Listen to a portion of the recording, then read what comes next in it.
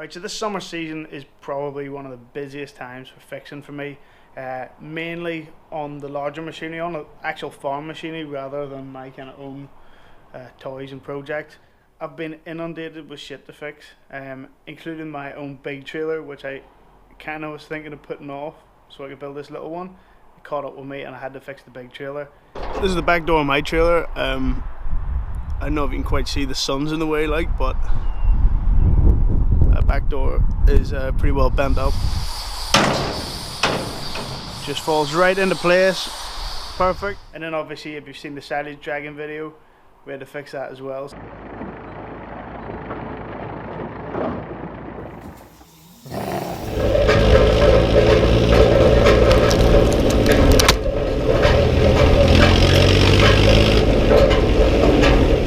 But then after all that shit was done, back to the Silage bastard. Alright, so the first thing we did to the little trailer was add these 4 posts. So the ones at the back here, that's box section with a wee flat tab.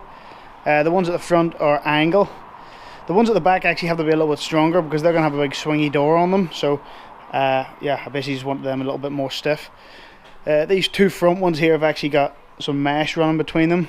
So when you're sitting on a tractor, normally, if you're able to look, if you imagine you're driving the tractor and you look over your shoulder, you can see through that mesh and see how high or kind of how well filled, or to some degree whereabouts in the trailer you are filled.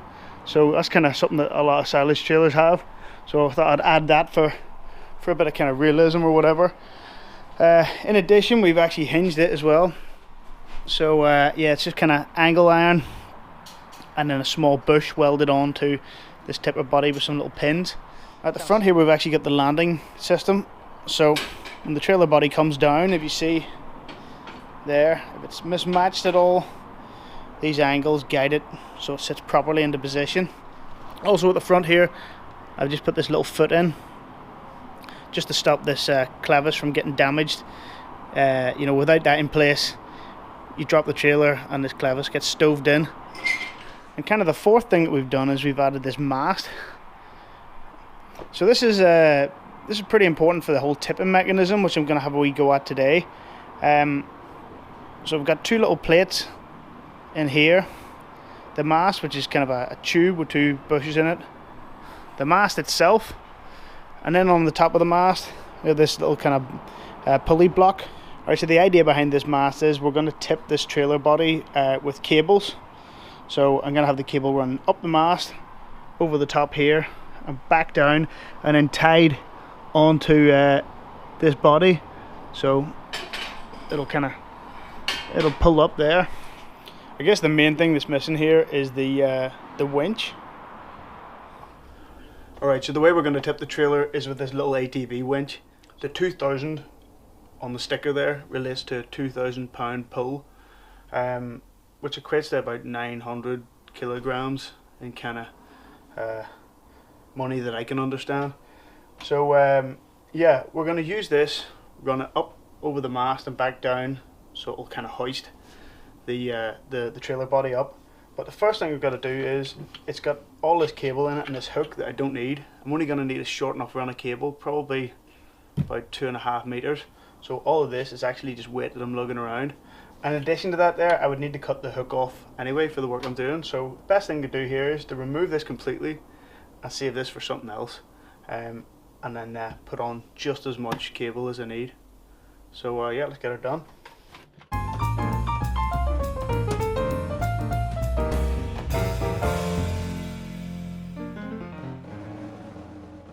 So now I'm just going to get some more cable. Alright, so with the top body off here now, and we're gearing to put this motor in place. The cable's going to have to come across underneath this brace. I'm going to have another little block and tackle sort of deal going on here, which will then allow the cable direction to go up 90 degrees over the top of the mast, back down, blah blah blah blah blah. At this stage the problem is we're going to have this block and tackle right in the middle, and if I put this like that, square on, the cable will want to travel kind of at a bit of a diagonal. So as the cable winds back in and out, it'll always want to bunch up hard against this side here, which isn't great.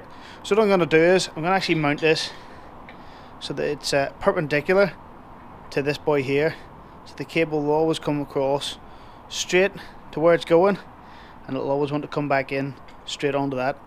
So the way we're going to mount this is 2 pieces of inch angle across the way like that.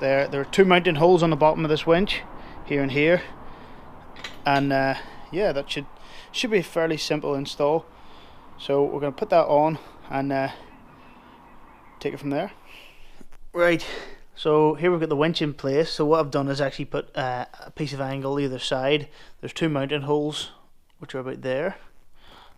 So the winch sits down into it, and it sits just below the height you see there of where the bottom of the trailer is. So it's a pretty low profile thing, and it sits just nice. The cable, as we discussed earlier, runs parallel with this beam, and then 2 over here where we've got a little kind of block and tackle which points it up over the top of this block, and then right back down the front. It's kind of hard to see, but there it is there. And at the moment it's just tied through a hole with a couple of clamps on it on the actual trailer body there. What we've also done here is, this is the kind of stock wiring loom that comes with the winch, and just put it onto this motorbike battery. At the moment this won't actually do. I need to put a limit switch in here as well, so this will kind of get maybe hacked apart for parts. I don't know, I might even be able to reuse it, but yeah, at the moment it's just here for shits and giggles.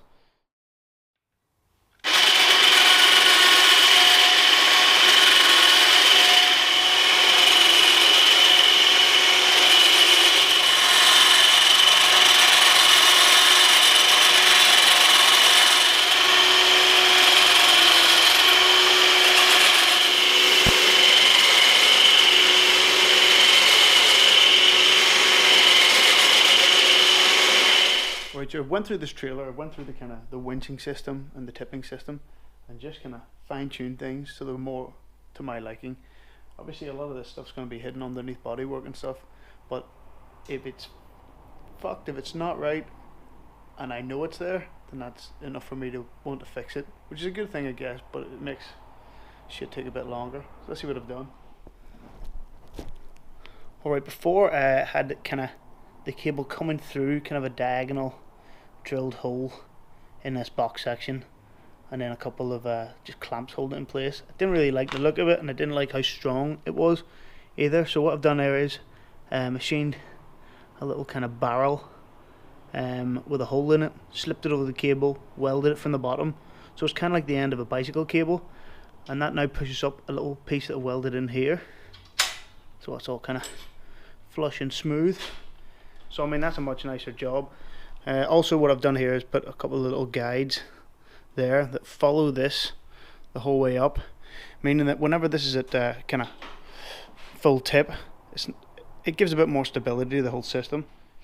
We've also added a bit more cable here, so there is a bed of kind of pre-rolled cable that the cable that we actually use can then use to kind of follow. I'm pretty pleased with the way this thing's going together. It is really starting to look like a trailer now, and you know, obviously it functions as well. So kind of over the next couple of days and weeks, put the skin in, put the back door on, paint it up, and yeah, the little bastard needs fixed, and a couple of little upgrades and kind of changes the setting to kind of get that right for the job. So yeah, stay tuned, like, subscribe, all that there good nonsense, and I'll see you in the next video. And the best thing is, when you shut it,